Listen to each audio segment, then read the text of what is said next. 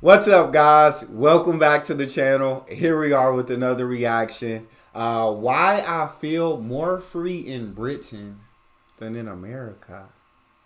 We got to jump into this video. I got to hear her perspective. We are back with Girl Gone London.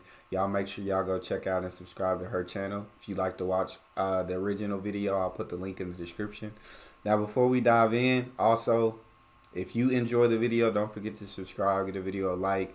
As well, if you would like to support this channel by becoming a member, all you gotta do is hit that join button to receive your exclusive benefits.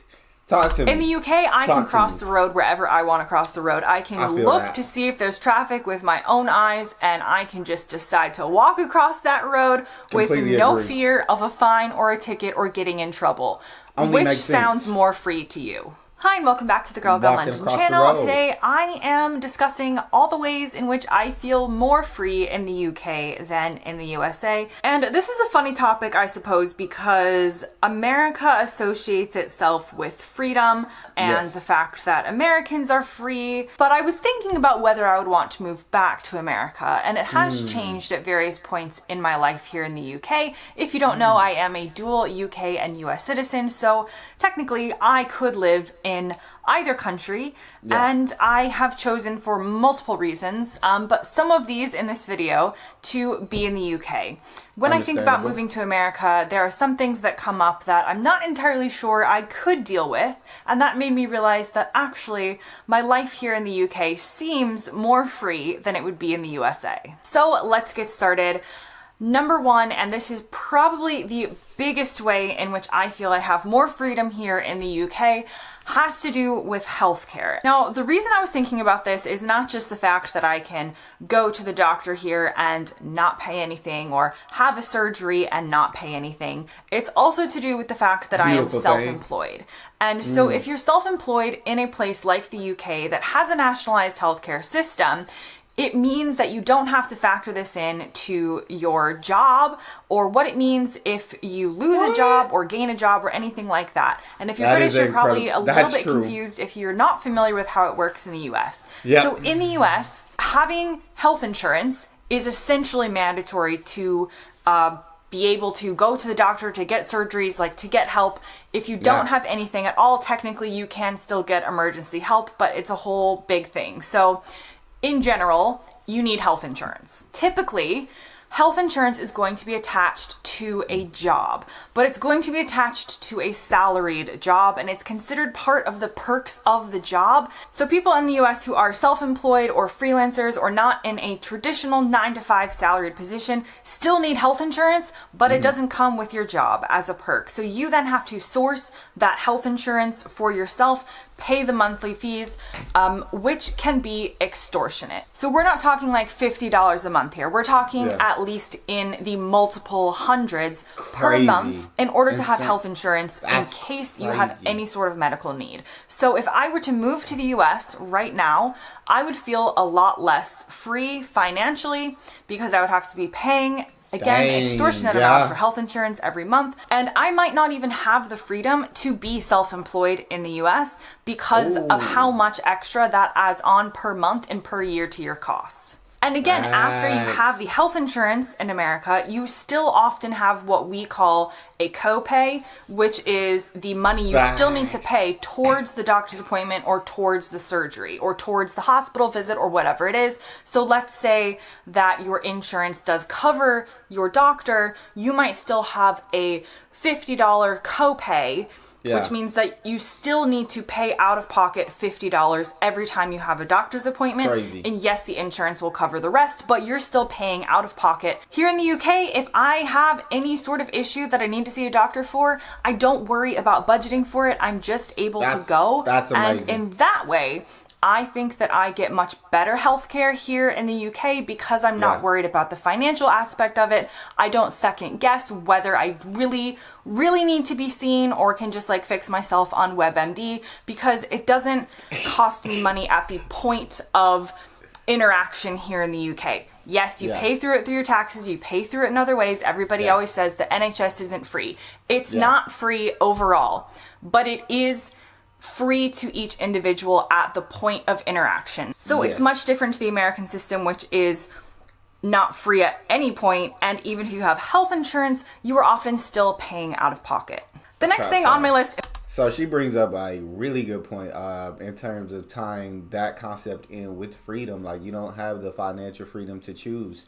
And yeah, there's a lot of people, including me, here in the U.S. who don't have health insurance. Like, I am self-employed, and it's expensive. Like, health, like y'all heard her, multiple hundred a month. I don't have that. I don't have that extra money to spend on healthcare a month, especially if nothing happens to me. Then at the end of the year, I'm looking at thousands, $1,000 to $2,000 that I just spent with nothing happening to me. However, you don't want to not have health insurance and something do happen. I had a really good friend, something happened and he had no health insurance, and you got to pay it. And so it's like you got to have it, but you can't afford to have it. And that's such a sad thing in terms of life, where in a lot of countries, healthcare is looked at as a right, and where the U.S., it's more so a privilege to those who can afford to have it. Now, of course, there are different systems, different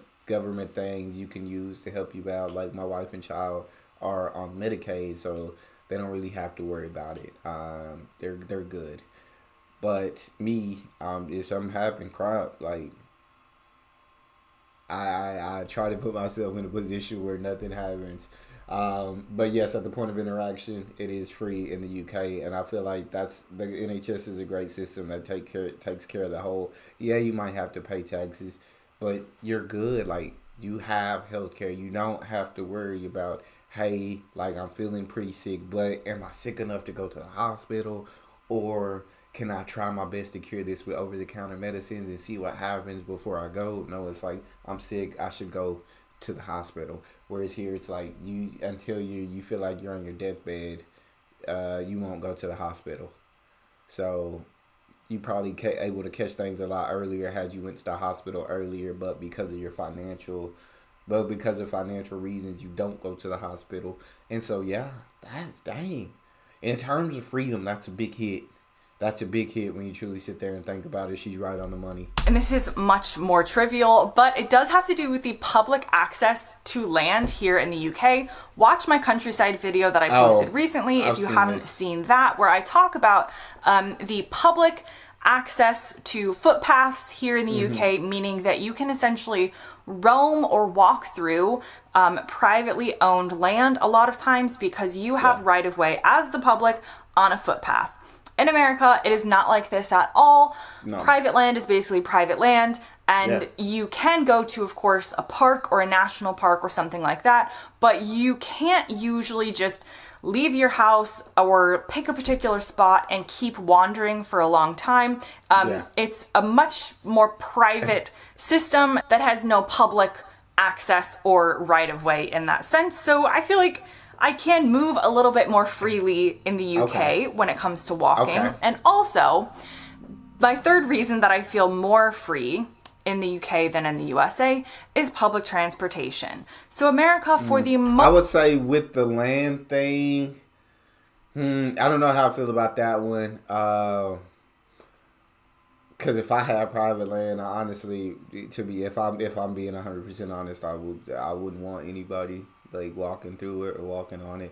But I feel like the USA, there's such a different culture here. Whereas the UK, that's okay, and you don't have to worry about like people abusing your land or littering on your land or doing so much. Whereas in the US, I feel like it's a different culture. And so I'm more, because I live here, I do think I don't have private property. If I had private property, I would not want just anybody being able to walk through it or walk on it. So I guess you may have more freedom in the terms of moving around. But honestly, if it's my private property, then I would want it to stay mine. I am on that side of the argument, but I completely understand where she's coming from in saying that. in the UK than in the USA is public transportation. So America, for the most part, is run on cars. Now, a lot of the UK is also run on cars. If you go to Cornwall, you're probably going to want a car. There are buses, but a car is going to get you places much faster. However, the vast majority of the UK is really well connected by trains, by buses, and by other forms of transportation than a car. So it means here I have more options. Maybe I still do want to take a car into the countryside, but if I didn't have one, I could check out the local buses. I could check out the trains. The train system in the UK can get you very, very far and to tons of different places. As you saw in my Great Missenden video the other day, I can go to this countryside feeling village 40 minutes on the train from London, no car necessary. The next thing on my list, and this doesn't...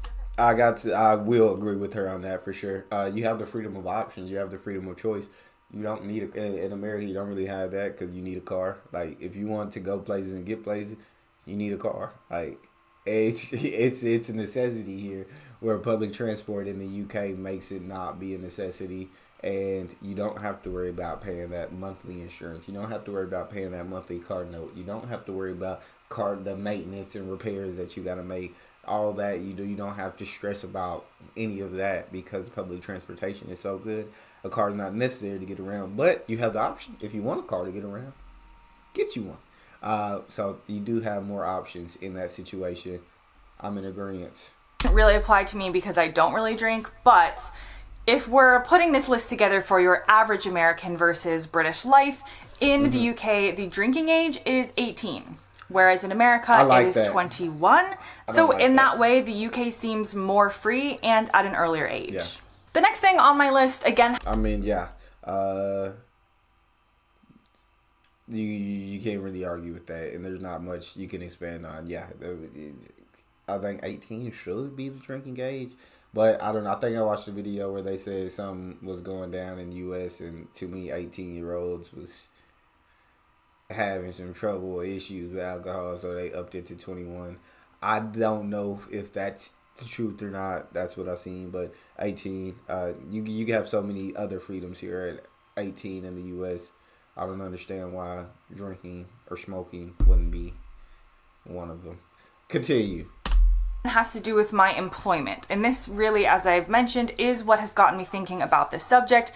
And this is to do with employment rights and paid leave. So when you talk about freedom, in the UK, if I were to work a traditional 9-to-5 salaried position, I would be guaranteed by the government 28 paid days of annual leave per year. Love that. In the US, if I were in the same exact position, a salaried 9-to-5 job, there are no federal government requirements for how many days I could have off. That again is seen as like a perk of the job. So you hope to pick a job that offers you enough leave or enough days off, or vacation days as we call it in America. But there is no federal mandate for how many days this has to be. It could be 0.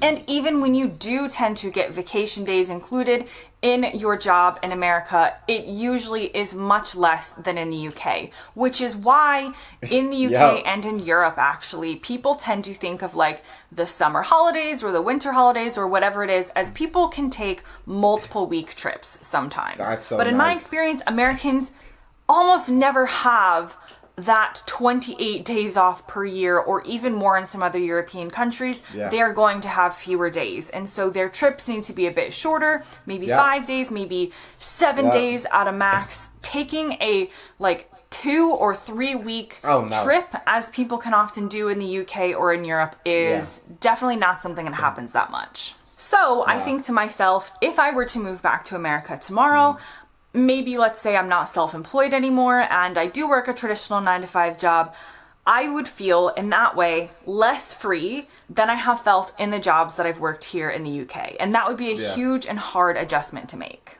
The next thing on my list is the... And I know she also, with the employment, she also didn't even talk about like maternity and paternity leave, where I don't think it's required by jobs to have. Which I think it is in the UK. I believe so. The government will pay you a certain amount up to a certain point, which is absolutely amazing. A certain amount of your pay up to a certain point. But yeah, vacation days, leave days, guaranteed 28 by the government is absolutely incredible. It's where you're able to take these 2 or 3 week trips at a time. I would say here in the U.S., even if you were lucky enough to get a job where you get 28 days or more, it almost seems like you're never able to take like a 2 or 3 weeks at a time. Like, no, you can, like she said, 5, maybe 7 days max, but we need you back at work. We understand you got more vacation time. You got to use it some other time. We need you back at work. And so, yes. And that's if you get that. When I was working, I feel like I really only had one job that offered, like, good time off where the hours built up every single week and I got to take some good breaks, especially in the summertime where I was taking a week. I went back to work for I think like 2-3 weeks.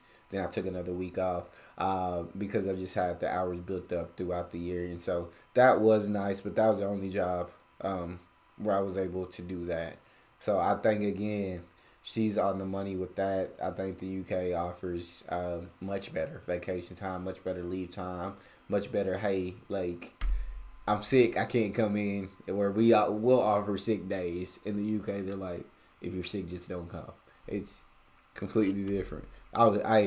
She got me thinking about things over here. Like, we. Well, I love the U.S. I always say, but there's a lot of issues that we need to fix here. She just pointing out one by one. She bullet pointing these bad boys. Lower higher education fees here in the UK, which I can personally attest to because I did do my full master's degree here in the UK, so I know how much it costs here, even as an international student, versus how much doing a master's degree would cost in the USA. I've mentioned this in my video about things that are cheaper in the UK than in the USA, but higher education is definitely one of those. So when you compare the costs here in the UK to the $50,000, $60,000 per year cost for some universities in the US. My days. I mean, which one seems more doable to you? Which one seems like that country has more freedom? I don't know. There's a lot of good things about America, but the more I make this list, I'm like, there's a lot of ways in which there is so much more freedom here in the UK that maybe people don't realize. And of course, the most obvious one, I have left it to this point on the list. Is it going to be gun violence or gun issues? I'm not sure. Let's see. Let me think if I can think of them. Well, she's covered healthcare.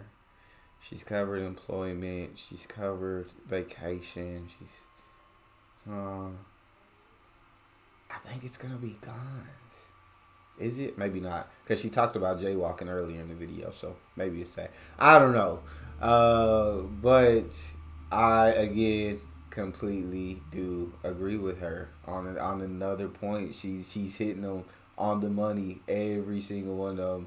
Y'all let me know how y'all feel so far in the comment section. Education here is at a ridiculous price. Higher education is at a ridiculous price. I myself have over like $30,000 in student loans I gotta pay back. That the government may never see again if I don't start making more money. So, but she's hitting the nail on the head. Has to do with firearms. So I knew it. Yes, there is crime in the UK. Yes, there is an increase in different types of crimes in different cities. It's nothing compared to how you feel in America at all times, knowing that firearms are allowed to be held by your average citizen. And Agreed. What I will say is that when you live in America for long periods of time or you grow up there, this is a fact of life you have to get used to. So do you necessarily go around fearing this all of the time? Not necessarily, because you do have to become kind of immune to that fear in order to live your life. But now that I've lived in the UK and I can go to the movie theater, I can go to the mall, I can go to a restaurant without fearing some sort of gun violence incident. When I go back to the US now, I am very aware. So if I go to like a crowded movie theater or a crowded mall, I do look around and I think of what could potentially happen. And this wasn't a way that I thought when I lived in America, as I said. So you do have to become immune to it a little bit. But now that I've experienced a place where that fear is not always present, it doesn't make sense to me to go back to that fear, and it doesn't make me feel more free to think of a life in America where I would have to be, or feel like I would have to second guess the places I would go and how crowded they are and who might have access to them. And to counter that, another trivial one is jaywalking. So I feel like, a lot of Americans would argue that makes you more free, being able to own one. I am on the side of, I don't think they're ever going to get rid of guns. I don't think it's going to happen. America was built on guns, if you really think about it. So I don't think it's ever going to be to that point. I am on the side of there has to be stronger gun restrictions. There has to be stronger things put in place to make it harder for them to be accessible to a lot of Americans. First of all, I think you got to get rid of automatics and semi-automatics. This is me personally. And if you don't agree with me, it's completely fine. I had somebody comment and was like, there are a lot of very responsible gun owners, right? There are a lot of gun owners that have never killed anyone, that use their guns for how they're supposed to be used. Very responsible. But I am on the side of the few ruin it for the many. In school, when you were in class, and maybe like there were a couple people acting up, and now you're in like PE class, and now the whole class has to run, or the whole class has to sit down, or because of the few, because the teacher can't watch these two and punish it, and also watch everybody else. So now everybody's got to be in trouble. The few running for the many. In terms of this, there's just too many mass shootings. There's too many school shootings. There's too many suicide rates. There's too many of these things where you have our cops that are nervous and afraid. A lot in part due to some part due to improper training, but a lot in part due to you don't know who doesn't have a gun. And so you kind of get nervous. You kind of get very nervous, and then you end up killing someone who doesn't have a gun, but you perceive that you thought they had a gun because you don't know your average American. There's more guns here than people, so it's a topic that's strongly argued on both sides, and I do understand the other side of the argument. I just think there has to be stronger restrictions in place. We got to get rid of the automatics and semi-automatics. I think that's absolutely insane. But yeah, and this fear, like she talks about, I don't walk around with this fear because I live here in the U.S. and when she lived here in the U.S., you don't walk around with that fear. You do just kind of become immune to the fear. It's just a part of life, so you just go about with your life without really stressing about it. But it's heartbreaking to see on the news when there's school shootings or there's mass shootings, or you had something happen here not too long ago. I live in the state of Georgia. Something happened. It was in Tennessee or Georgia not too long ago. And then now you got these kids pranking, they're going to shoot the school, and now parents are scared to send their children to school. And now it's all of this. And I argue on that one heavily, harsher gun restrictions in place. But again, that's just me. Do I think it'll happen? Probably not. It's the U.S. You start talking about harsher restrictions, people will start rioting and uprising because it's their constitutional right to own a firearm, no matter the cost of these mass shootings and school shootings. It's their constitutional right over the cost of people's lives, which I hate. And I don't know. It's a lot to talk. I could rant forever, but I'm gonna go ahead and end it there. I'll just say I completely understand where she's coming from.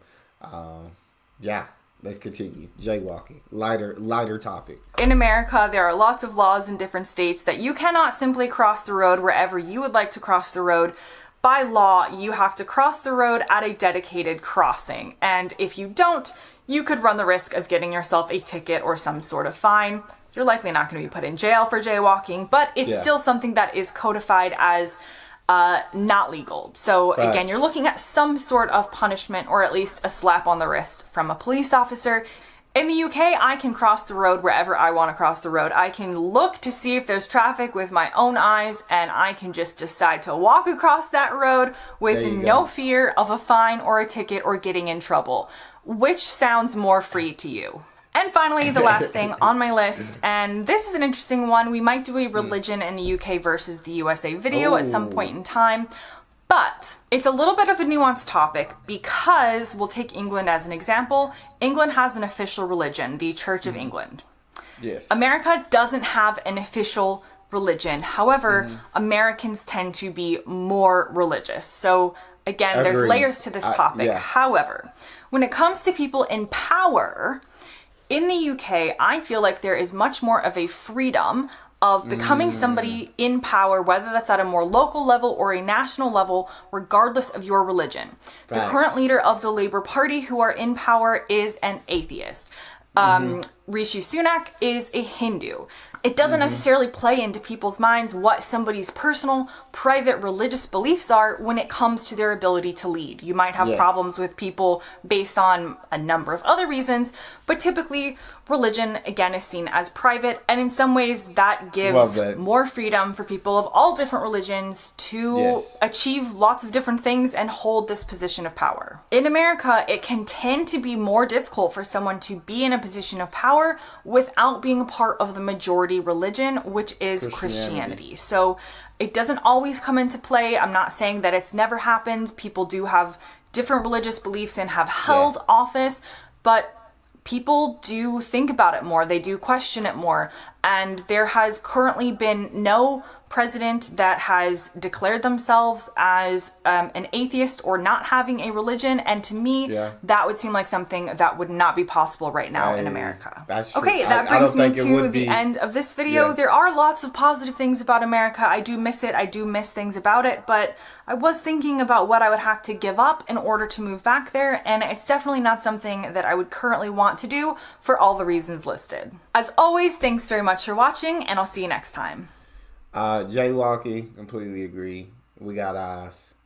You should be able to look at both sides of the street and decide if it's safe to walk for you or not. Like that's so simple to me that I guess but I know America does have a lot more cars, so I assume there's been a lot more accidents with people crossing the street here in the U.S. than in the U.K. I would love to probably look up the statistics on that. And so I assume that's why the rule is in place, because there has been a number of accidents, and so they like, hey, you gotta be at a crosswalk. But I have eyes. I can look both ways and see if I have enough time to cross the street or not. I don't think that should be a fine, and I still do. I do look. First, you look both ways to see any cars coming. Second, you look around to see if it's any cops around. So cars coming, you look for the cops, and then you cross the street. So I jaywalk.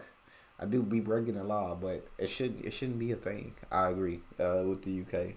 And then yes, on your leader having to be a certain religion. I've never actually thought about that. She's completely right. Although I believe in Christianity and I believe in Jesus Christ, I don't think that should be a requirement for being a leader of the country.